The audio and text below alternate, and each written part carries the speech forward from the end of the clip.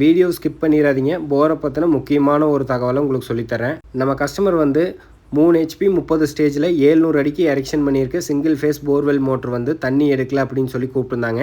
நம்ம ஸ்பாட்டுக்கு போய் செக் பண்ணி பார்க்குறப்போ 17 amps எடுத்துச்சு. 17 amps எடுத்துச்சுன்னா தண்ணி வரணும், பட் வரல.